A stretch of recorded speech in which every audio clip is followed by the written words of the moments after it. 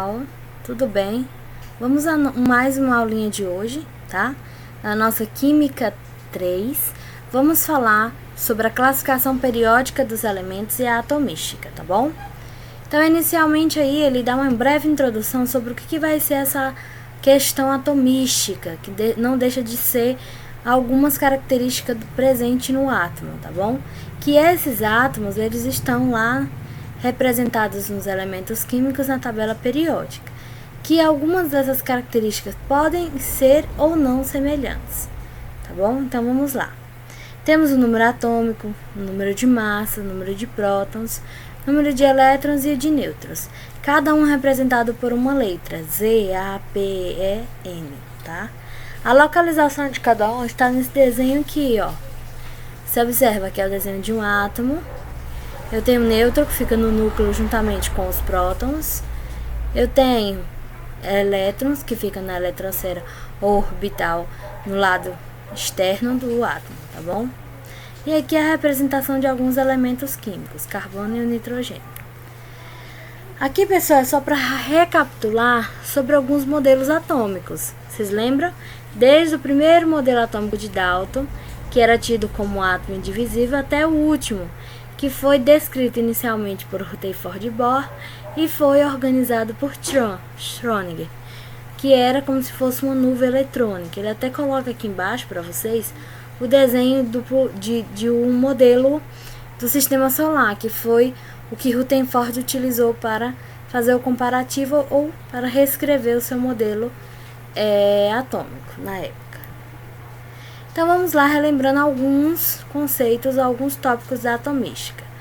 Temos os isótopos, que a gente já estudou. O que são isótopos? Átomos pertencentes ao mesmo elemento químico e eles possuem números atômicos iguais, tá bom? Isso é o que é um isótopo. Um isóbaro são átomos que possuem o mesmo número de massa. Olha como já difere do começo lá, ó. Possui o mesmo número de massa, mas se diferem na numeração atômica. Isótonos, átomos com número de nêutrons iguais, que se diferem pelo número atômico e de massa. E temos um que ele não é tão descrito no primeiro ano ou no segundo, mas ele também é essencial na nossa Constituição, que é ponto isoelétrico, ou PL, como é conhecido. Ele trata, pessoal, do valor do pH, onde uma molécula, por exemplo, um aminoácido, uma proteína, apresenta carga elétrica líquida igual a zero. Ou seja, ele vai tratar mais sobre os estados físicos, no caso aquoso, dos componentes. E aí ele mede o pH, ele vai medir a carga elétrica, transporte, e isso tudo entra aí na parte da atomística. Pronto. Já vimos aí um pouquinho sobre a atomística, que é bem curto mesmo, só alguns conceitos a serem relembrados. Agora a gente vai ver sobre as nossas teorias de tabela periódica, como foi o processo de organização da tabela, até chegar à nossa tabela de hoje, tá bom? Aqui vocês vão ver alguns autores que aí estão listados aí, estão desenhados, bem antigos mesmo, e todos eles participaram da composição da tabela periódica, ou seja, da organização e descoberta de elementos da tabela periódica, tá bom? Temos aí o primeiro, todos esses aqui são todos aqueles nomes representam esses autores aqui, tá, pessoal? E aí temos aí data de morte, data de nascimento, e temos aí o nome de cada um deles. Temos as teorias desenvolvidas. A primeira teoria foi das tríades de Doberer. Essa daqui, pessoal, vou só mostrar o desenho para vocês. Esse modelo aqui, ele organizava os elementos em tríades, como se fossem três. E ele colocava aqui, ó, presta bem atenção. A soma do primeiro elemento, da massa atômica do primeiro elemento, mais a soma do segundo, ó, observa, daria o quê? A soma do terceiro. Viu? Verdade, professora? Se não daria, daria bem próximo. Era a teoria das tríades. Então, Doberer, ele organizou os elementos de acordo com sua massa atômica, com as características que ele achava ser conveniente, e organizou em forma de tríades, ou seja, de 3 em 3. Tá? Essa foi a primeira teoria de tabela periódica. Claro, nessa época não tinha muitos elementos a serem organizados, então ele ia colocando o que ele conseguia colocar e o que ele já sabia que existia.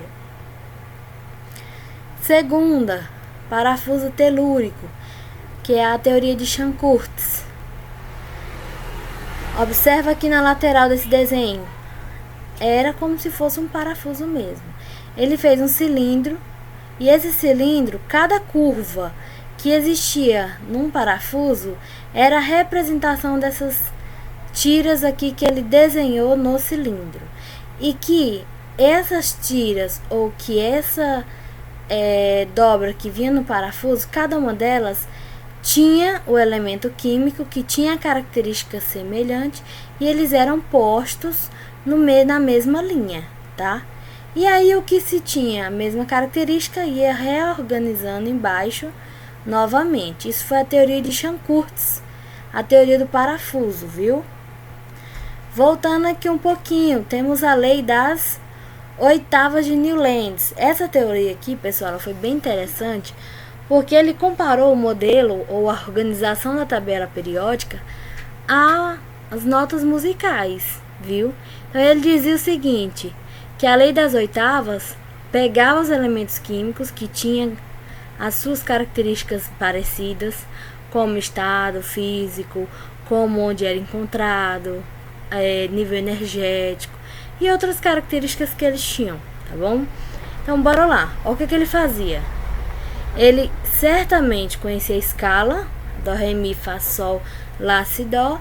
Quando terminava as notas musicais, ele ia reorganizando os elementos abaixo novamente, que tinha a primeira característica. Ficava 8, aí terminava, voltava 8 de novo, 8 de novo. Por isso que chamava de lei das oitavas, porque era somente uma carreira de 8 e ela ia se repetindo 8, 8, 8 embaixo, devido a ser lei das oitavas e seguindo as notas musicais. Temos também, pessoal, a teoria de ordem crescente de massa atômica, propriedades químicas semelhantes. A teoria de Mendeleev, ela foi baseada nos estudos de Dalton. Dalton, ele conseguiu descobrir a massa de alguns elementos químicos e ele começou a fazer a representação dessas massas. Como era que era feita a representação dessas massas? Ele ia colocando de acordo com o que ele achava que era menor ou maior. Então Mendeleev pegou os estudos de Dalton e foi organizando uma tabela. Observa aqui na imagem. Essa tabela, pessoal, ela não tinha uma organização clara como tem hoje. Mas se você for comparar com a tabela de tríades de Doberan, as de Newlands e das oitavas, você observa que ela tem uma organização bem melhor. Ele colocava os elementos que eram semelhantes, se não tivesse, ele pulava e ia organizando novamente. Quando ele não sabia o que era o elemento, ele colocava uma interrogação, porque quem chegasse a descobrir um elemento que tinha essa característica em comum, colocava aí no espaço em que ele deixou. Isso foi uma das primeiras organizações realmente feitas, que foi descrita por Mendeleev a partir dos estudos de Dalton. E as outras teorias, professora, elas não são válidas? Elas foram essenciais para a construção de um novo modelo atômico, ou de uma tabela periódica. Mas a que chegou mais próximo de ser uma tabela periódica bem organizada foi a tabela de Mendeleev. Aqui, pessoal, temos mais um pouquinho da organização de Mendeleev, tá? Temos aí a série, no caso ia até 12. Temos os grupos, você observa aí os grupos, que até o 8º grupo, e ele ia colocando os elementos de acordo com o número atômico ou massa atômica aí no seu quadrado, ou no seu grupo e na sua série. Assim, eu consegui encontrar o meu elemento facilmente. Está na quarta, em qual série? No 4. Em qual grupo? No grupo 4. E aí você conseguir encontrar o seu elemento, tá bom? E aqui temos um exemplo da nossa tabela atual, claro, mais organizada. Os elementos já têm características próprias, tem organização de períodos, famílias, grupos, e tem elementos de transição, número atômico, temos os gases nobres, temos os actínios, que são o grupo especial, os lantanídeos, e temos também os metais e os ametais. Então são várias classificações que foram definidas na nossa tabela atual, graças a esses autores que antes se preocuparam em organizar. É igual quando eles vão fazer uma organização de livro lá na biologia, para você fazer a caracterização dos animais, classificar no grupo de fungos, de vírus. Você precisa que eles tenham características em comum. A tabela periódica também. Então, os ametais, eles vão ficar perto um do outro. Os metais vão ficar perto um do outro, porque são características que os diferem, tá bom? Aqui mais um exemplozinho da nossa tabela de hoje. Ela tem umas tabelas, pessoal, que elas vêm até com... É como se fosse uma forma de você conseguir organizar uma legenda, tá? Desculpa. Ela vem com a legendazinha para você saber onde é que está o número atômico, qual é o símbolo químico, o nome do elemento, o peso atômico, temos também o número de massa e aí vai. Tá? Essas tabelas elas são bem informativas. É ideal você estudar por elas porque você vai conhecendo as características maiores. Agora, já para quem já tem um conhecimento maior de tabela, não precisa ter uma tabela com uma legenda tão elaborada. Pronto? Entenderam o conteúdo aí sobre a atomística e a classificação das teorias atômicas? Agora a gente vai para a nossa próxima aulinha, tá bom? No final, pessoal, dessas aulas, a gente vai ter aí, as atividades de todos que vocês vão precisar fazer, tá bom? Então, estude essa parte da atomística e até a nossa próxima aulinha.